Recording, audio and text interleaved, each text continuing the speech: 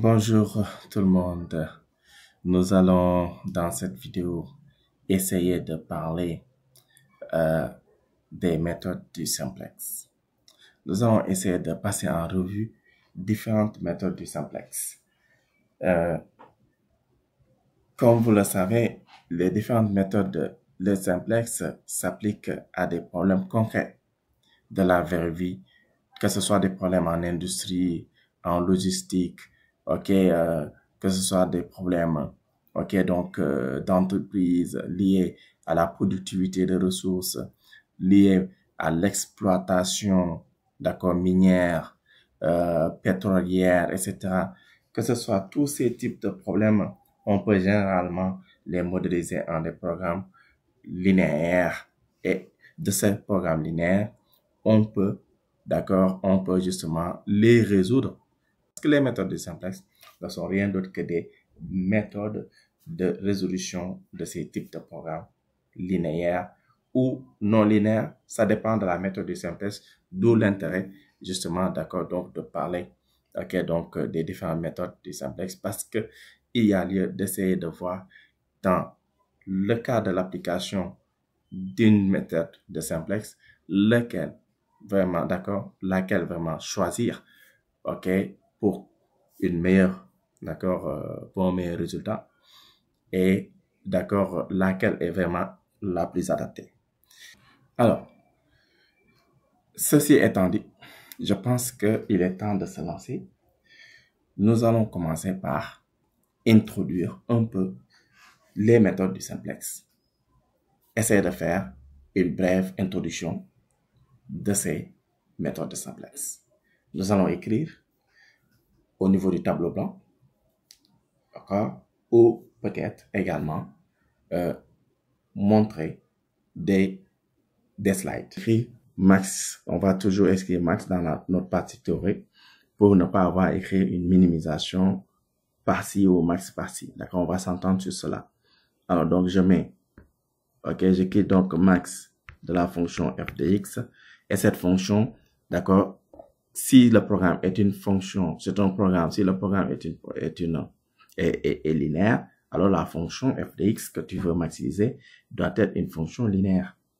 Et ce qui fait que comme elle est linéaire, elle devra s'écrire toujours sous cette forme-là. Somme des cj, xj, j de 1 à n. Alors, en supposant, bien sûr, donc là, ça veut dire qu'on fait la supposition qu'on a n variables xj. D'accord, donc les xj, il y en a n. Donc, en fait, ceci, c'est une sommation compacte, ce qui signifie qu'en fait, ça se traduit par C1, X1, plus C2, X2, etc., jusqu'à Cn, Xn. C'est cette somme-là qu'on a écrite, d'accord, sous cette forme. Alors, maintenant, on veut maximiser, mais il faudra des contraintes, d'accord. On peut avoir un programme à maximiser sans contraintes, mais généralement, dans la programmation linéaire, on a des contraintes. Ces contraintes-là s'écrivent également sous une certaine manière. On met SC pour des sous-contraintes. Et qu'est-ce qui va se passer? On va écrire la fonction, également, l'expression de la contrainte sous cette forme. Alors, soit maintenant, on va avoir une contrainte de type inférieur égal. Alors, on va supposer qu'un certain nombre de ces contraintes, sont sous forme,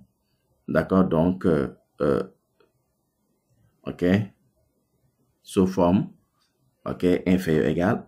On va dire que d'autres contraintes seront peut-être sous forme d'inégalité, de type supérieur égal, par exemple. On va dire que I de 1 de Q plus 1, jusqu'à R. Et enfin, on va dire qu'il y a également des contraintes, de type égalité, qui seront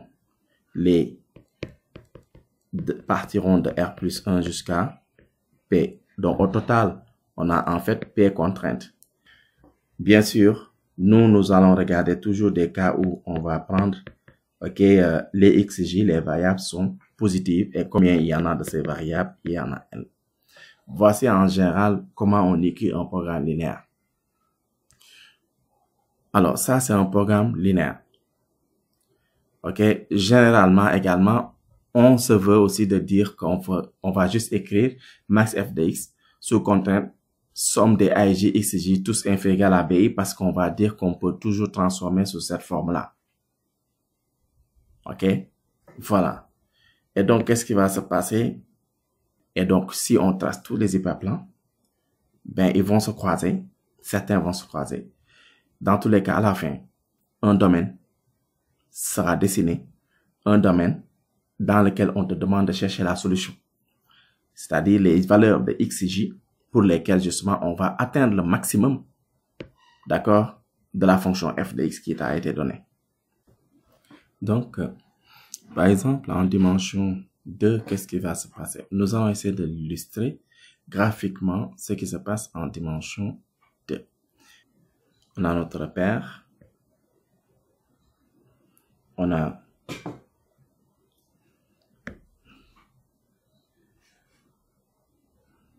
voilà, on dit x1, on dit x2, puisqu'on a deux dimensions, d'accord, on est en dimension 2.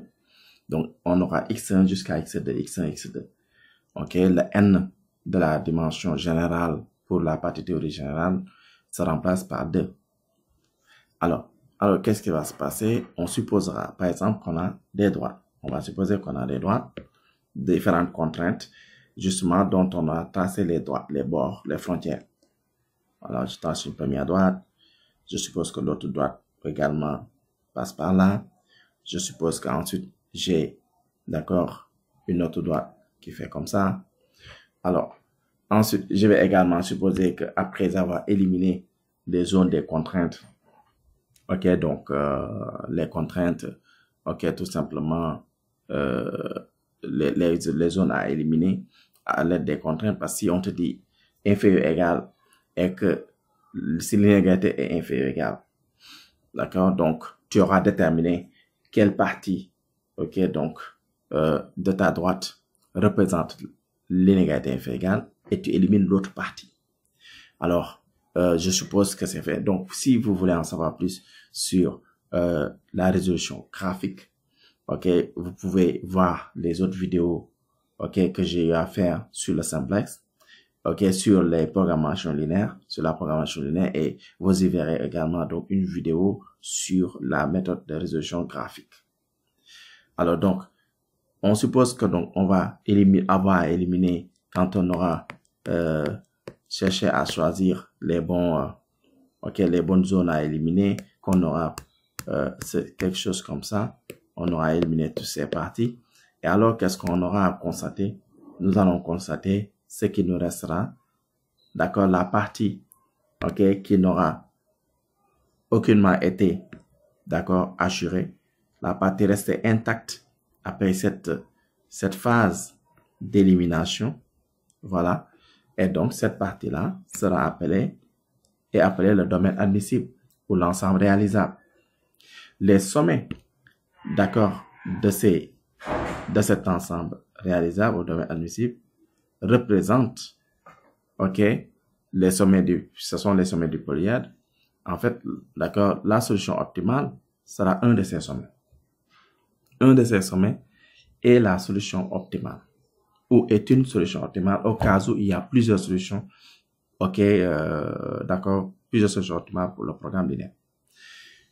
Ok, alors, qu'est-ce qui va... Ainsi, un de ces points bleus est, est la solution optimale du programme linéaire. Maintenant, ces sommets bleus, dans le cadre du simplex, correspondent tout simplement également au sommet qu'il va explorer, parce que le simplex est une méthode itérative. Elle va passer d'un sommet à l'autre.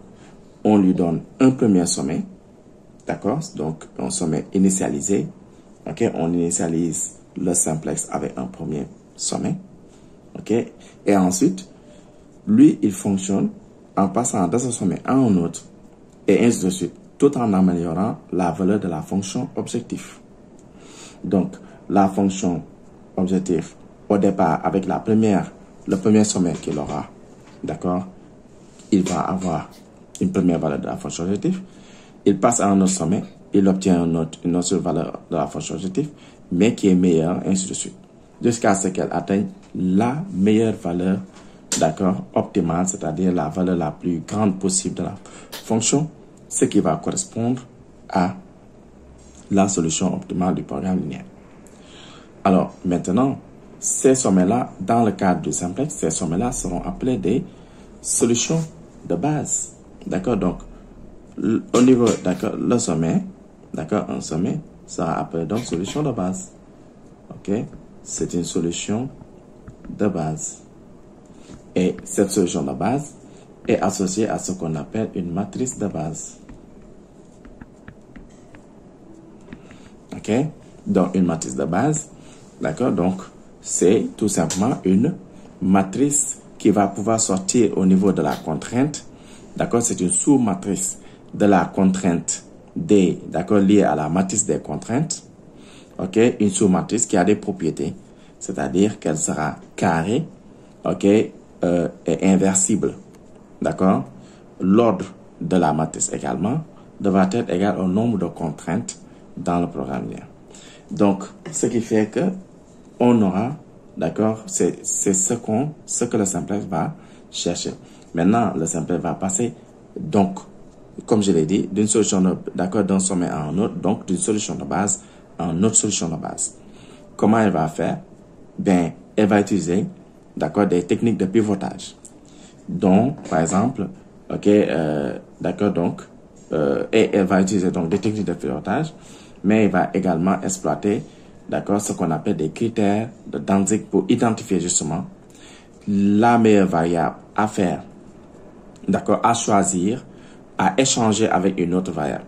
En réalité, ce qui va se passer, il va chercher dans la solution de base, ce qui va se passer dans la solution de base, il y a des solutions, des variables, certaines des variables qui seront des variables hors base et d'autres qui seront des variables de base. Parmi les variables hors base, le principe du simplex, c'est donc de passer d'une solution de base à une autre, ce qui signifie que elle va échanger des positions entre une variable qui est actuellement hors base et une variable qui est actuellement dans la base. Il va essayer d'échanger leurs positions. Mais en échangeant ces positions-là, il faut qu'on puisse choisir quelle est la meilleure permutation à faire. Il ne s'agit pas de prendre n'importe quelle variable qui est hors base et de l'échanger avec n'importe quelle variable dans la base. Donc, pour faire ce meilleur choix, il y a ce qu'on appelle donc les critères de Dantzig ou les critères de Dantzig, des critères d'entrée dans la base et des critères de sortie de base. Là, nous allons voir à travers un cas concret, c'est toutes ces choses que je viens de dire.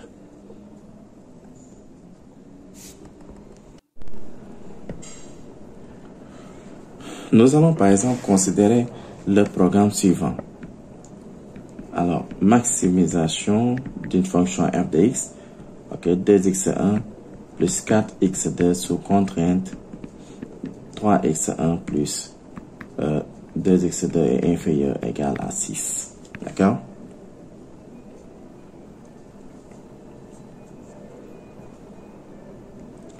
« 2x1 plus x2, ok, inférieur ou égal également, d'accord, donc à 3. x1, x2 positif. » On va considérer un tel programme. Qu'est-ce qui va se passer une fois qu'on a ce programme? Alors, d'abord, ok, donc, il faut comprendre que le simplex travaille avec la forme standard du programme linéaire. Donc, il faut d'abord écrire la forme standard du programme, c'est-à-dire il faut qu'on fasse intervenir des variables bits, des variables, d'accord, appelées variables d'écart. Alors, les variables d'écart, donc le principe est simple. Dans un programme, ok, si tu as une contrainte de type inférieur égal, tu ajoutes tout simplement une variable d'écart. D'accord, tu ajoutes tout simplement une variable d'écart. On dit plus x3 et on met l'égalité à 6. On sature la contrainte en ajoutant une variable d'écart, comme son nom l'indique. Elle est censée récupérer l'écart qu'il y a entre le premier membre et le second membre. Ensuite, tu as la seconde contrainte également. On change de nom de variable plus x4 et on a 3. Comme on a tous les deux contraintes sont des contraintes de type inférieur égal, donc on ajoute toujours. Si la contrainte est une contrainte de type supérieur égal, le principe c'est de retrancher. On fait, par exemple, si on avait eu supérieur égal à 6 à la place d'inférieur égal à 6, on aurait fait moins x3. Alors, donc, une fois qu'on a ceci, on déclare notre variable, cette fois-ci, d'accord, donc de x1 jusqu'à x4, puisqu'on a ajouté deux nouvelles variables. Alors, qu'est-ce qui va se passer maintenant? Ben, si on essaie maintenant d'identifier ce qu'on a dit tout à l'heure, ok, donc en parlant encore de la matrice de base et solution de base, on peut obtenir de manière très simple une solution de base. D'accord, donc une des techniques simples pour obtenir une solution de base est d'annuler tout simplement, donc solution de base, c'est d'annuler tout simplement les variables initiales du programme. Donc les variables initiales du programme c'était x1, x2. Et si tu les annules dans la contrainte, ok, sous forme standard qu'on a ici, x3 va récupérer la valeur de 6, x4 va récupérer la valeur de 3. En même temps, la valeur de la fonction pour cette solution va valoir combien? Si tu remplaces x1, x2 par la valeur 0, tu obtiens donc 0. D'accord? On le remplace au niveau de la fonction. Alors, qu'est-ce qui se passe ensuite? Ça, c'est une solution de base. On va voir, le fait que c'est une solution de base, ok, parce qu'elle est associée à une matrice de base. On va essayer de sortir cette matrice de base pour voir en réalité, que c'est effectivement bien une solution de type base.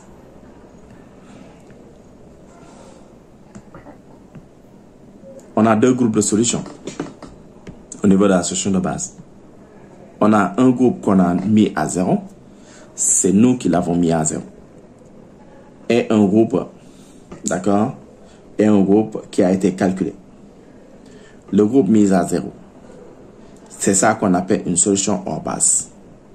Donc, parmi les solutions de base, donc, dans la solution de base, il y a des groupes de variables. Je l'avais dit tout à l'heure. Un des groupes, ce sont les variables qui sont hors base et l'autre, c'est les variables de base. Les variables hors base sont les variables justement que tu mets à 0 volontairement et les autres variables que tu calcules sont les variables de base. Maintenant que tu sais que x1 et x02 sont des variables hors base et les autres des variables de base, qu'est-ce qui va se passer au niveau de la matrice si on fait la correspondance? Alors, si on regarde bien au niveau de la matrice, si on fait la correspondance, ce système-là de la matrice 3x1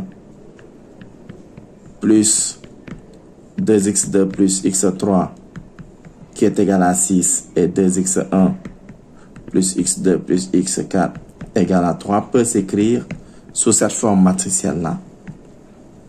3, 2, 1 et 0. 2, 1, 0 et 1.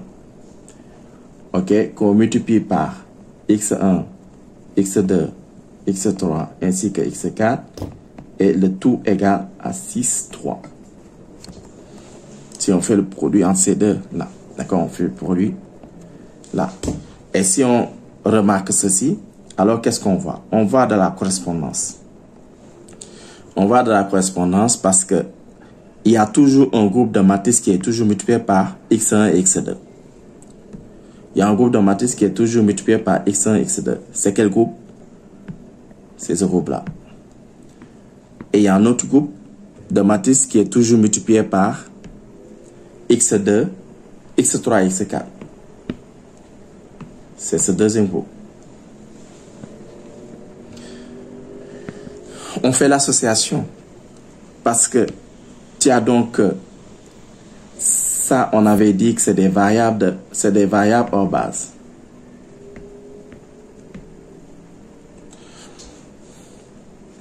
Ça, on a dit que c'est des variables de base. On va faire correspondre. comme ces variables x1, x2 qui sont des variables bases correspondent, d'accord, aux variables, à ces groupes de matrices, alors ce sous-groupe de matrices-là sera appelé donc matrice hors base. Tandis que ce groupe de matrices-là sera évidemment, vous l'aurez compris, matrice de base.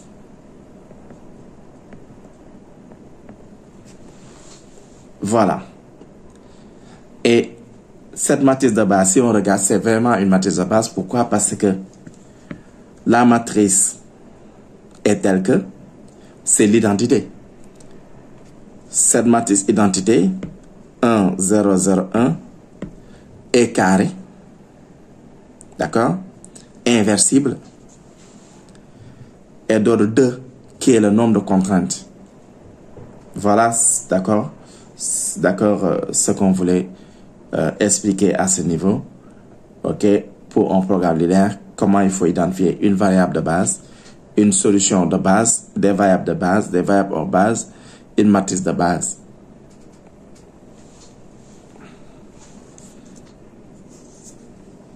Bon, un exemple concret. Nous allons reprendre notre exemple précédent d'un programme linéaire que nous avons écrit précédemment sous forme standard. Nous allons la reprendre et considérer qu'on nous demande de la résoudre par la méthode du simplex. Comment on va procéder? Alors, notre programme est là. Alors, nous voulons la résoudre sous forme par la méthode du simplex. Nous allons d'abord l'écrire sous forme standard.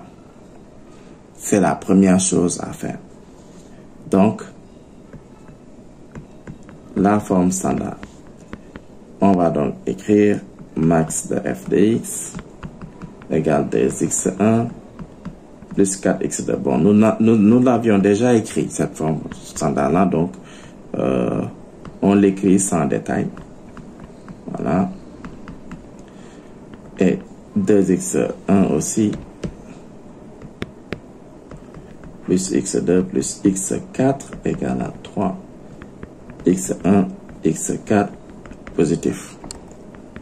Voilà ce qu'on avait. Ensuite, que se passe-t-il là? Donc, alors, une fois écrit sur forme standard, nous allons donc essayer d'obtenir la solution de base initiale aussi. Nous avions vu cela. Donc, solution de base initiale.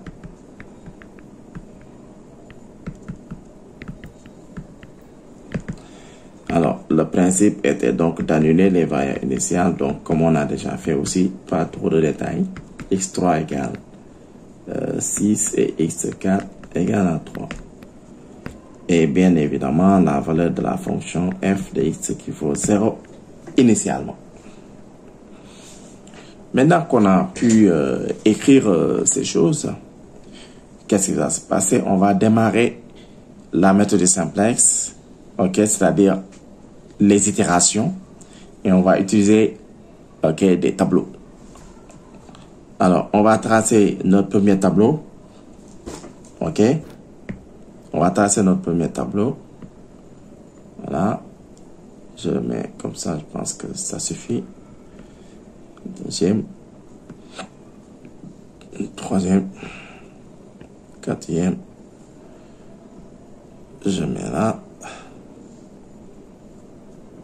je ferme ici, alors, je ferme là, je ferme ici,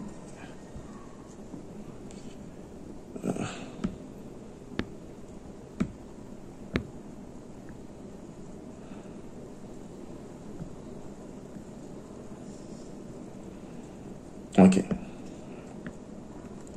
Je mets x1i là, x2, x3 et x4. D'accord? Et là, il faut mettre x3, x4, z pour f de x. x3, x4, c'est les variables de base. Donc, ils sont mis spécialement du côté gauche là. D'accord? Donc, on n'a pas mis x1, x2. Donc, les variables de base sont à cette place. vous avez la ligne L1. On numérose les lignes parce que pour les règles de pivotage que nous allons faire pour calculer le tableau suivant. Et ensuite, on remplit le tableau à l'aide des données du problème. On a les contraintes, la contrainte 1, première ligne du tableau.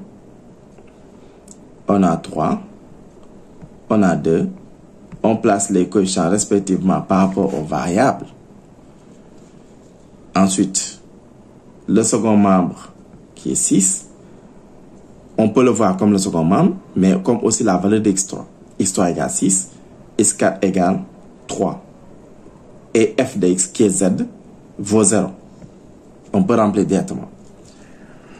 Alors, x4, la deuxième ligne du tableau, donc deuxième ligne, deuxième contrainte, coefficient respectif également, 2 pour x1, 1 pour x2, 0 au niveau de x3, mais 1 au niveau de x4. Z, pour cette dernière ligne du tableau, qu'est-ce qu'on met? On met les coûts de la fonction objectif. On aura 2, on a 4, 0 pour les autres. Donc, ces coûts-là, ici, cette zone-là, elle est spéciale. On l'appelle donc, ces coefficients-là, ces valeurs-là, sont appelés, ok, donc, des coûts réduits. On les appelle des coûts réduits. Voilà. Cette zone-là. C'est les coûts réduits. Les coûts réduits, ok, correspondent initialement, on voit qu'elles correspondent avec les coefficients de notre fonction objectif. Donc, ce n'est pas toujours le cas. Ici, dans ce type de problème, avec des contraintes purement d'inégalité, inférieure ou égale, ça tombera toujours ainsi si on choisit, d'accord, dès le début, notre solution de base telle qu'elle. Donc, les coûts réduits en réalité se calculent en fonction justement des informations de base et des variables d'écart et des variables artificielles dont on n'a pas encore parlé, mais on y reviendra quand on sera dans ce type de problème qui nécessiteront, d'accord, ce genre de calcul. Mais pour l'instant, tel que le problème est donné avec les étapes qu'on a suivies jusque-là, les coûts réduits vont correspondre au coût de la fonction objectif et il suffit juste de les remplir. Alors, une fois qu'on a rempli les coûts réduits, le tableau, d'accord, une fois qu'on a rempli le tableau, on doit essayer justement d'appliquer les critères de Dantzig. Mais avant ça, il y a le test d'optimalité. Il faut qu'on sache si ce tableau-là nécessite d'avancer. Parce que la solution qui est dans ce tableau peut être la solution optimale aussi. Actuellement, la solution qu'on a, c'est x1, x2 sont nuls.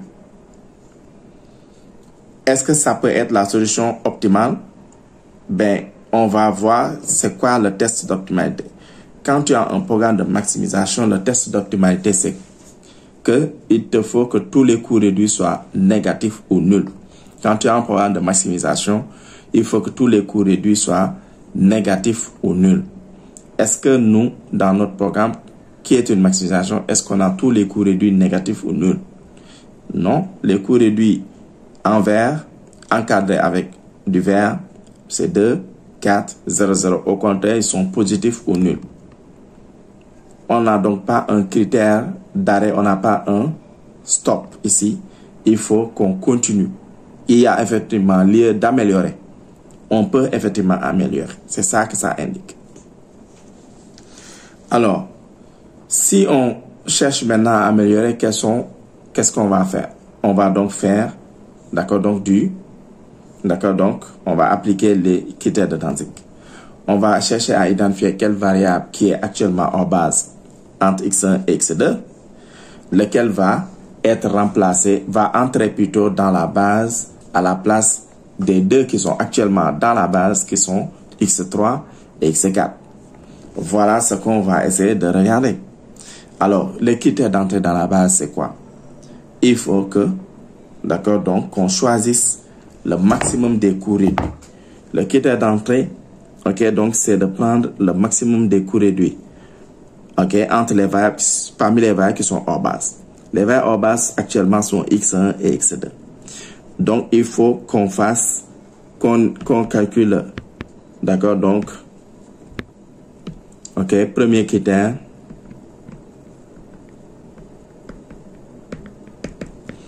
Il faut qu'on prenne le maximum entre le coût réduit de x1 qui est 2, le coût réduit de x2 qui est 4, et on aura donc 4 le gagnant. Comme 4 est le coût réduit gagnant, qui est le maximum, on va donc dire que x2 doit entrer en base.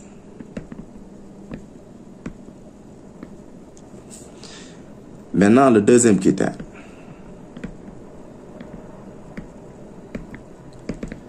Celle qui indique qui doit sortir de la base. Quelle variable actuellement dans la base entre x3 et x4 doit être remplacée par x2 qui entre? Eh bien, on va voir. Donc, le deuxième critère, c'est de minimiser le rapport des valeurs des variables de base. Donc, première ligne, la valeur de la variable de base, c'est 6. Rapport avec quoi? On prend le coefficient qu'il y a sur la colonne qui entre. La colonne qui entre, c'est x2 que je vais indiquer justement avec une couleur. D'accord? Je vais mettre en rouge. Cette colonne-là, x2 devait entrer. La variable x2 doit entrer dans la base. Je fais une flèche qui entre dans le tableau. D'accord? Et donc, le calcul, on doit prendre 6 divisé par le coefficient qu'il y a sur la colonne qui entre. Mais on est sur la ligne de x3. Donc, c'est le coefficient 2 qui se trouve, d'accord, là-bas. On compare avec le deuxième test. Deuxième ligne, c'est x4. Je dois regarder la valeur de la variable x4 qui vaut 3. Je divise par le coefficient qu'il y a sur la colonne qui entre, c'est-à-dire la colonne de x2. C'est 1 là-bas. Alors, la comparaison des deux, parce que 6 sur 2, c'est 3, l'autre, c'est 3 aussi. J'ai donc obtenu ici une égalité. Ça veut dire que donc, les deux, le résultat du min, c'est 3. Les deux se valent. Suivant le critère de Danzig, ok, ce deuxième critère-là ne donne pas la possibilité de choisir. Mais si on était dans un cas où c'était flagrant, l'un était clairement plus petit que l'autre, dans ce cas, on prendrait la variable qui a donné le test le plus petit, devra sortir de la base. Mais ici, comme ils sont égales, comme on a deux valeurs, les valeurs qu'on a calculées, qu'on teste, dont on veut prendre le minimum, ont rendu la même valeur. On a 3 pour les deux. Il faut donc choisir. Chacun est libre de choisir la première ligne x3 pour faire sortir x3 ou bien la deuxième ligne pour faire sortir x4. Alors, si on choisit la première ligne, d'accord, je choisis par exemple la première ligne. Je dis donc que, je précise donc que x3 va sortir, j'ai choisi x3. Ok? Alors, donc, on va dire que nous, donc, on fait sortir x3 sort de base. Donc, j'ai choisi de faire sortir x3. Alors, une fois qu'on a fait sortir x3, le tableau suivant démarre. Parce qu'on sait maintenant qui doit sortir, qui doit entrer. On va pouvoir faire les calculs nécessaires pour avoir le tableau suivant.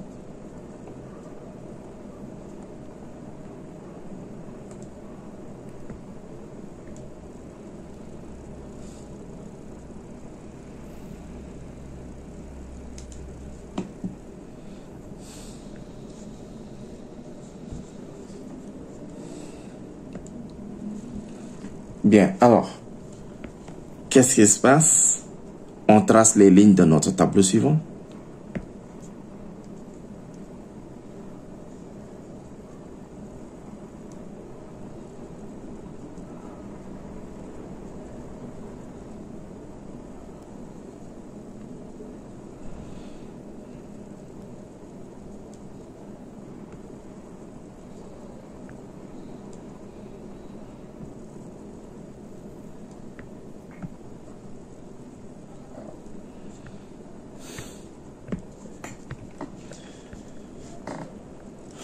Alors, L'1 ici, L'2 là, L'3 ici.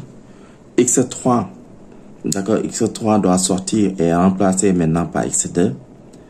On a X4 qui reste ici, on a notre Z. Bien sûr, X1, X2, X3 ainsi que X4. D'accord, les colonnes reviennent tranquillement. On ne change rien à ce niveau. Alors donc, qu'est-ce qui va se passer? Qu'est-ce qui va se passer? On va mettre les formules des lignes, les règles de pivotage. D'abord, la ligne de pivot qui est la ligne L1 qui contient la variable qui devait sortir X3. Donc, c'est la ligne de pivot L1. Comment elle se calcule? Comment se calcule son futur L'1? C'est de prendre L1 qu'on divise par ce qu'on appelle le pivot, qui est en fait le coefficient qui a sur l'intersection avec la colonne qui entre, que je vais maintenant marquer, ok, pour bien l'identifier. C'était 2. La ligne qui contient la variable qui devait sortir X3 et la colonne qui contient la variable X2 qui devait entrer, leur intersection donne la valeur 2. C'est le coefficient de pivot, on l'appelle ainsi. Et donc, j'ai L1 que je dois diviser par 2, le pivot. L'2, pour les autres lignes, on fait L2, la règle est la même. Il faut retrancher le produit du coefficient qu'il y a sur la colonne qui entre pour cette ligne-là, que tu le multiplies avec, d'accord, la ligne L'1, le futur de la ligne de pivot. Et donc, j'ai quoi? J'ai 1 multiplié pour la ligne X4, la colonne qui entre, il y a 1 là-bas. Et ce 1-là, je le multiplie avec L'1, donc je mets juste L'1. Si je fais le même calcul pour L'3, L'3, donc c'est L3, moins, je prends le coefficient qu'il y a sur la colonne qui entre, qui est 4, que je dois multiplier par L'1.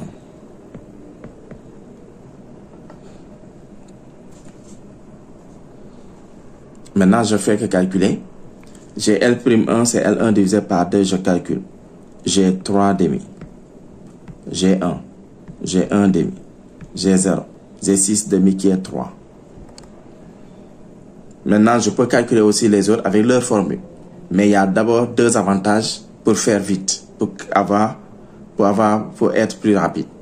La colonne de pivot. D'accord, le pivot, vous le voyez déjà, le 2 est devenu 1. Sur cette colonne-là, tu as le pivot qui est toujours 1 après, dans le futur. Mais sur toute cette colonne, tu n'auras que des 0, à part le pivot qui est 1. Donc, on met les 0.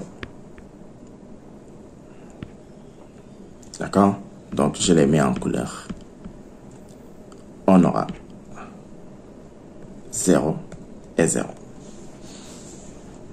Ensuite, sur la ligne de pivot, si on regarde au niveau de la ligne de pivot, quand tu as un 0, tu peux reprendre toute la colonne dans le futur tableau.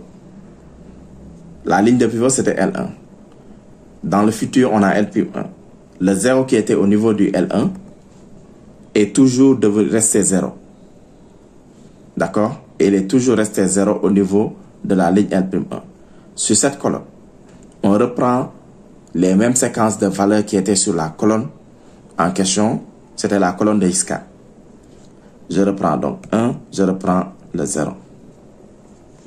Maintenant, tous les autres, maintenant, il n'y a pas de règle spécifique. La seule règle, c'est de calculer avec les formules tout simplement qu'on a mis. On va donc calculer la ligne L2 moins L'1. Donc, j'avais 2 avant. Je prends 2, je retranche moins 3 demi. OK? Donc, je retranche moins 3 demi. Donc, 2 moins 3 demi. Excusez-moi. D'accord? Et calculer, donc, ça me fait 1 demi. Ici, j'avais 0. Je prends 0 moins 1 demi. Donc, ça me fait moins 1 demi. On avait 3. 3 moins 3. Ça me fait 0. D'accord? La dernière ligne de pivot, qu'est-ce qu'on a?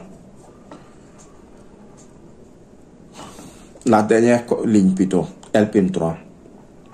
J'ai L3 moins 4 L'P1. J'avais 2 moins 4 fois 3 demi. Donc, 2 moins 4 fois 3 demi, ça me fait 2 moins 6. OK? Ce qui va me faire moins 4. Ici, j'avais 0. 0 moins, d'accord, 4 fois 1 demi, ça me fait moins 2. Et enfin, la dernière case de Z,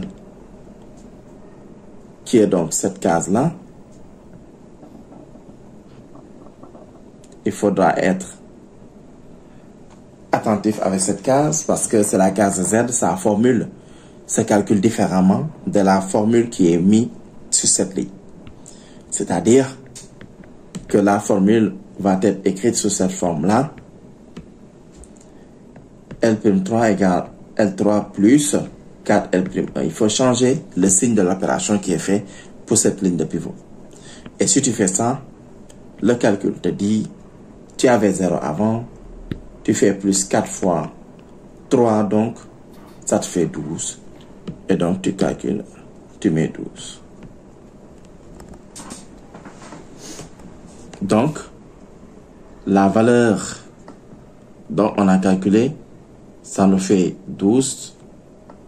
D'accord? Et donc, on a le deuxième tableau.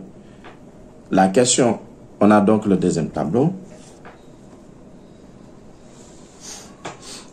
On a donc le deuxième tableau et ce qu'il faut qu'on se demande maintenant, c'est est-ce que, d'accord, c'est ce qui suit, c'est l'étape suivante, c'est de faire le test d'optimalité. Est-ce que c'est le dernier tableau?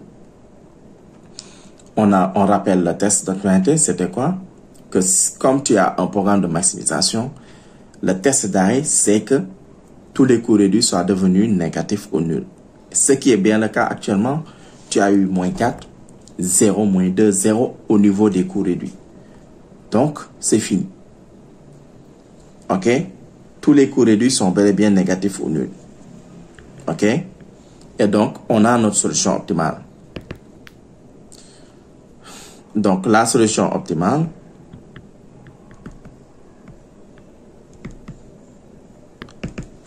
donc si on rend la solution, on obtient, on a x1 étoile, c'est 0. On a x1 étoile, c'est 0. Pourquoi c'est 0? Parce que, ok, x1 est hors base dans le dernier tableau. Quand on est hors base, on veut 0. x2 étoile, c'est 3.